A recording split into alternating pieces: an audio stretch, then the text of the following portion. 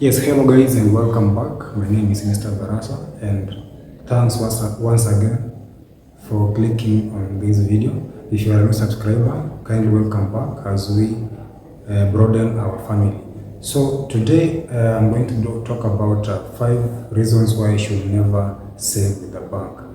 Most of us have been saving in the bank, have been investing in the bank, but we've never known reasons why your money never grows.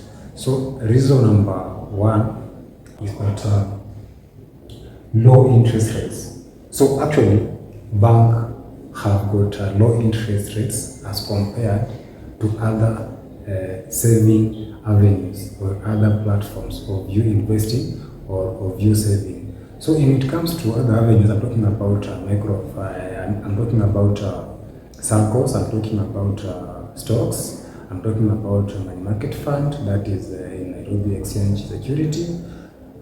Yeah, so in that, as compared to other avenues of saving, you get that banks actually have got low interest rates as compared to other avenues. So you get that if this fixed account or if this saving account has actually low interest rate, what happens is that this money that you're saving, assuming you save 10,000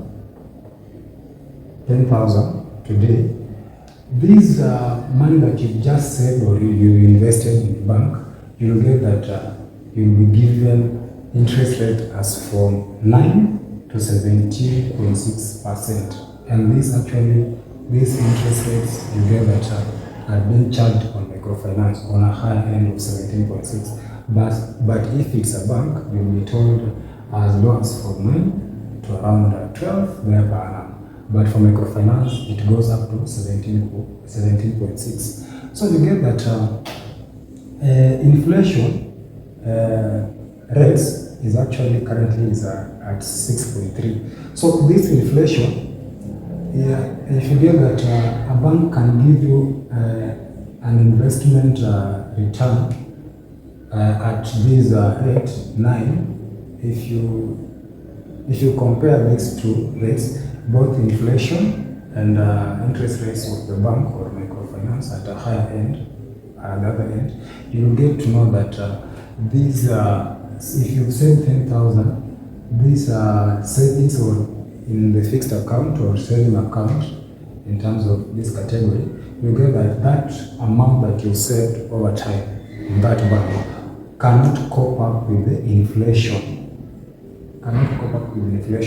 So when I talk about inflation, this is the loss of the purchase power of that money that you have. So currently, for example, let me talk about bread. If you are someone who you were born in 1990s, the bread was purchased at around 15 shillings. A bread, 15 shillings, Kenya shillings. But you find that today, bread costs at around 65 shillings. So actually, if you had these 15 shillings, this inflation currently will not enable you to buy a single bread. But if this amount, you could have saved it, if you take this 15 shillings at that moment and you keep it in the bank, right now, it could not have reached 65. So what has made this purchase power to degrade or to erode is inflation. That's what we call inflation. It's the eroding the purchase power of the saving over time. So this is actually what the bank does. Comparing to the rates at which they give interest to that saving of the money you invested with them, it loses its power over time. So you find that if that money, maybe like 10,000, if you save or you invest in that bank, over time, let's even just say after 10 years, this money will actually lose its purchasing value as compared to the current value of that amount that you've kept in a bank or you've invested in the bank. So consider saving your money or investing your money in other avenues other than banks. Now, let's get to point number 2, as I'll be sharing with you more and more. Point number 2 is that bank fees and charges. So in this, actually, you get that in every bank, there is a fee that you must be paying as you use that bank. And these fees are actually of various fees charged and associated mostly with bank accounts maintenance and transactional fees. You must, if you have an account with a bank, that actual account has got what we call fees that will actually be charged as just to maintain that account, and others are transactional account. If you withdraw, you deposit, if you go to withdraw any amount, you'll be charged, and you'll be charged as you do the transaction. So you find that there's a fee that you always be charged with these two: maintenance fee and transactional fee. And at long run, you get that these things will actually cut you in terms of the money you invested in the bank. So this leads to significantly reducing the overall return on your investment. So assuming maybe they're just cutting, like maybe let's just say 10 shillings. 10 shillings. If they're cutting 10 shillings, sometimes people will actually say 10 bob is very minimal amount. Let me just say 10 bob. For 10 shillings, let me just say, let's say per day, you've done the transaction and then they cut maybe the maintenance fee. So I'm not talking about this. Let me just do this transaction fees. Assuming per day you've done the transaction and you've done just on a day and you've been charged 20 bob. So let's say 20 bob times, let's say you've been doing this transaction for maybe 30 days, that's a month, in every day. So that becomes 6,000. Now, this 6,000, if you multiply this by 12, that is now 6,000 times 13, times 12, I mean. So that becomes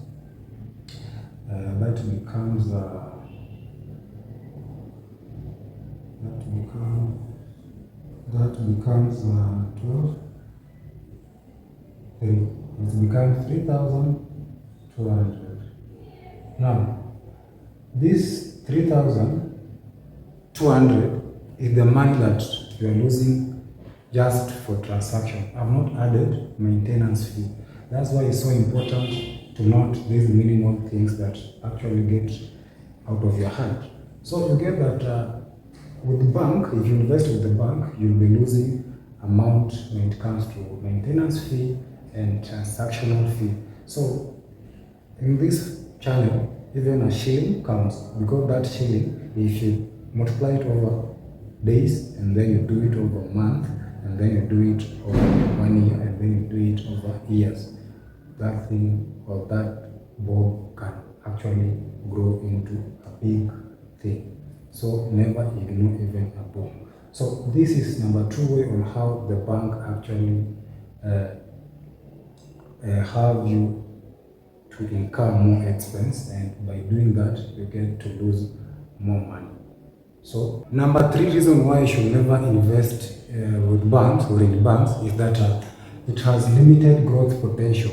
So you find that with saving with the bank, you only have that fixed kind of account that you just invest there, and they'll not give you some more other investment growth potential as compared to other avenues of investing. So you get to know that you are limited.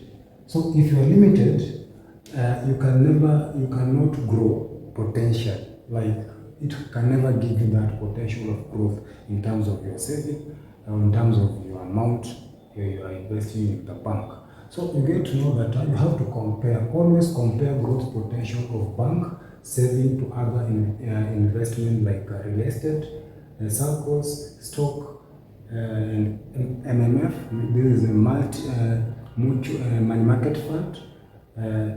So by you doing this, you have to always be someone who is always flexible in terms of if you want to grow, in terms of growing your money, you always have to consider comparing to other investments like real estate, circles, stock, MMF, and other more avenues. So you will find that these other avenues of investing your money, rather than not putting your money in a bank, will actually grow your money, and your money will grow.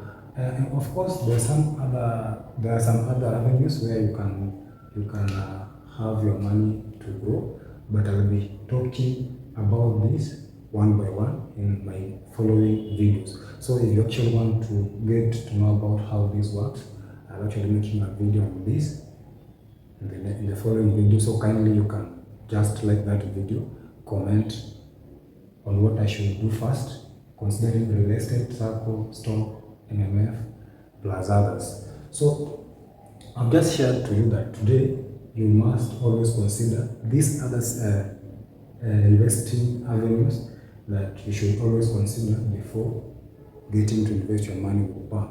So you'll find that if you invest in bank, you're actually limiting yourself in terms of growth of your money. And when your money doesn't grow, actually, there's nothing you're doing with that bank. And then bank offers lower returns compared to more dynamic investment opportunity, just the way I've just said. So the bank always offers like maybe very one kind of investment opportunity when it comes to, they will just tell you deposit that amount, and then after some time, maybe if it's a fixed account, you get this amount. But you have never realized that if you go ahead to consider other avenues of investing, other platforms where you can invest that money, you'll find that if you compare the two, the other investment avenues, your money will actually grow in terms of growth. It will grow very fast, and the return will always be good as compared to saving or investing in the bank. So always be on lookout when you are going to invest in a bank. Reason number 4 why you should never invest in bank is that economic instability on bank includes risk like bank closure or financial crisis.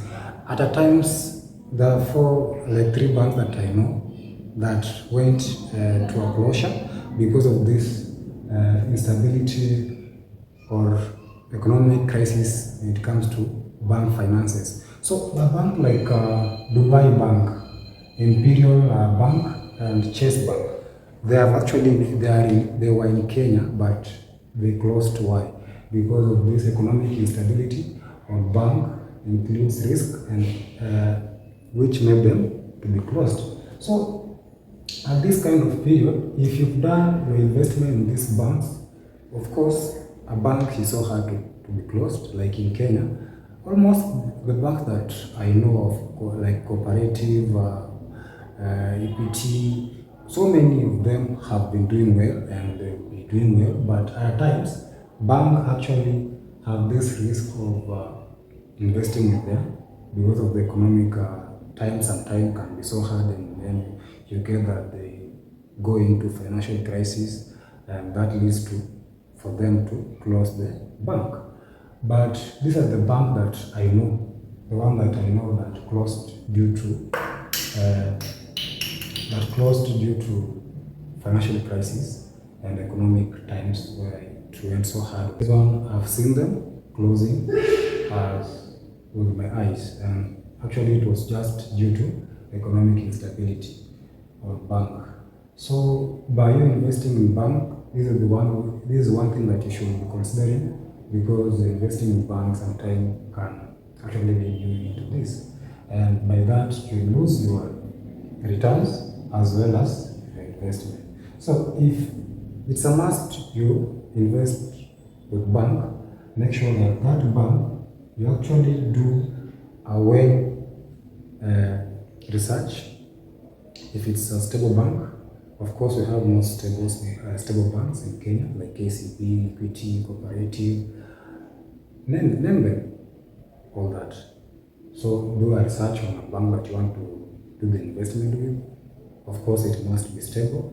You have to research on their products that they have in terms of investments, all that. Because at the end, we are all looking about how to grow that money over time, not just saving your money and it lies there and it goes into inflation. At the end, that money will lose its value. So if the money loses the value, then it's not a must for you to invest in bank. You can go to other avenues the way I've just shared at the points that I've just shared back. So always consider this when it comes to investing your money in the bank. Reason number 5 why you should never invest with bank or in bank is that there is lack of diversification. Lack of diversification. Now, when you are told never put all your investment in one basket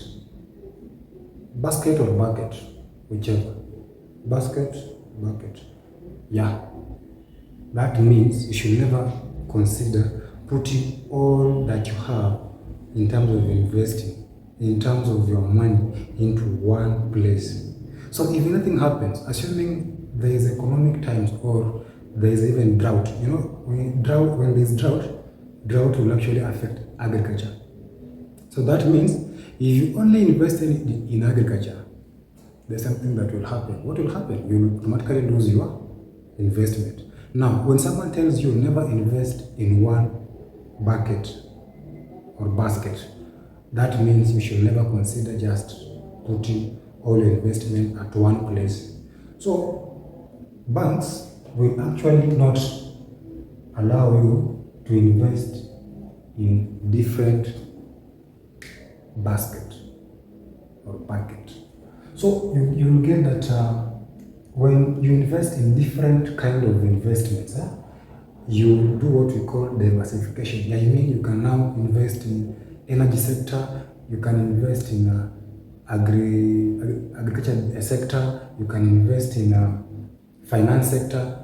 You get all your investment, at least you've done what you call a risk lowering. You've lowered your risk. Why? Because you've invested in different kind of sectors.